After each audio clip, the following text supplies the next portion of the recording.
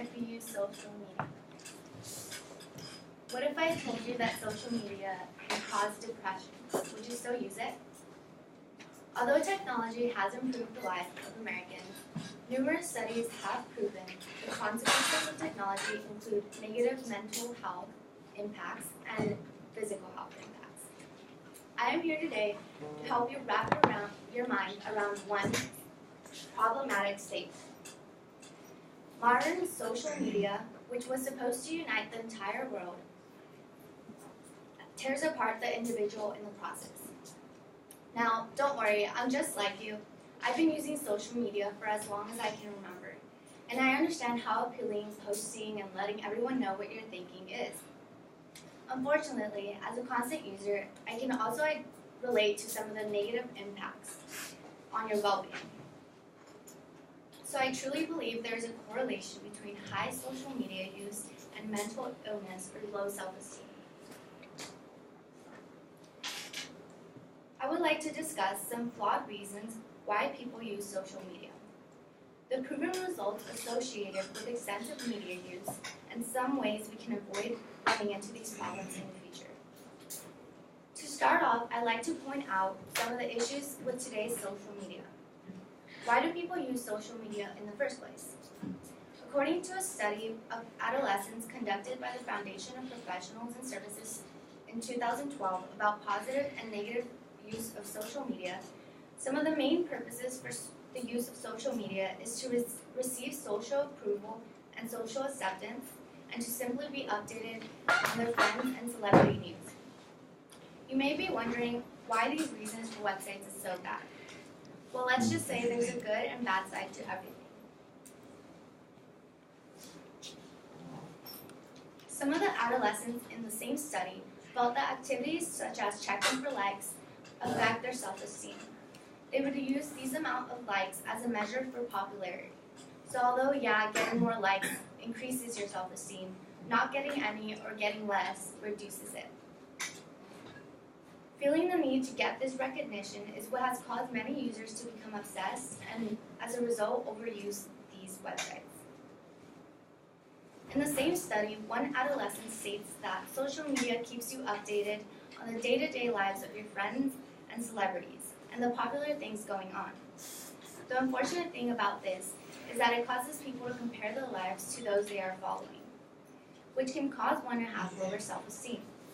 For example, pretend you're in your dorm room writing a really boring essay and you decide to take a study break. Start scrolling through your Instagram and you come across this picture. Your best friend from back home, she went to Cancun and she swam with dolphins. Wow. Now, some of you might just give a like and keep scrolling, but other people might think, wow, my life is nowhere near as cool and fun as theirs. This goes on to my next topic, Selena Gomez. Selena Gomez has 113 million followers. That's more than 1/3 of the U.S. population. So why does such a large population of the United States value Selena Gomez's, Beyonce's, Kylie Jenner's posts so much? Well, it's because social media has been twisted to put famous people on a pedestal way too high for an everyday person to compete with. It is for this reason that users like us can fall into traps as a result of getting too much modern-day media. Heightened social media use, in young adults especially, has been linked to an increased risk of depression. According to a study by the University of Pittsburgh School of Medicine, users that view social media very frequently have 2.7 times the likelihood of depression than those who use it moderately. The study defined high usage as using it for more than 1 hour and moderate usage as anything below that. That is because highly idealized representations of your peers on social media elicit feelings of envy, and it creates a belief that they lead happier and more successful lives. The study also concluded that those who report being depressed in the past or were depressed use social media more extensively, probably to fill a void that they were already feeling. A study by Dartmouth College on the correlation between social media use by the mentally ill reinforced my observation. These researchers found that those who are already suffering from mental illness use social media 1.7 times more than the average user. So if social media increases your chances of being depressed, and those suffering from depression are using social media more intensively, then it's a never-ending cycle. It will only continue to get worse.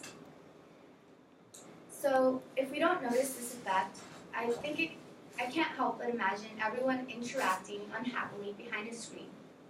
Social media is a world of its own, and we can't let it trap us, or else a detached world will be our reality. Now, after all these horrifying impacts of social media, I would assume some of you might be worried about how much you personally spend on it each day. I have come up with a few steps you can take to get away from this unnecessary distraction.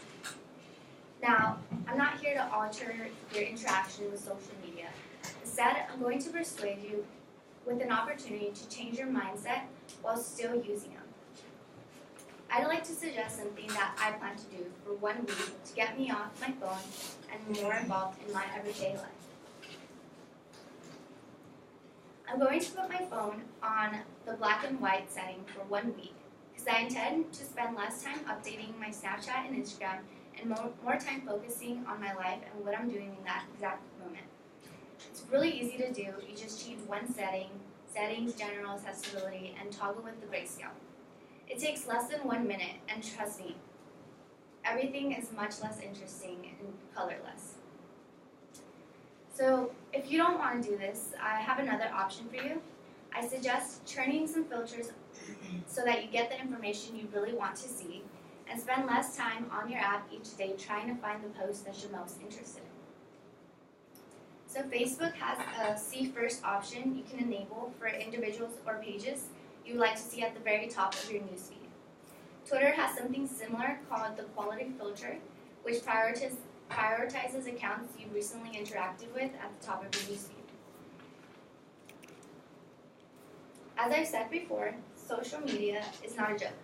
It can seriously cause problems in your everyday life, and it's important we limit ourselves. I hope that you understood the dangers associated with social media and realize now that maybe you don't need to know exactly what Selena or the Jenners are doing every second of the day, because focusing on what you're doing is much more worthwhile.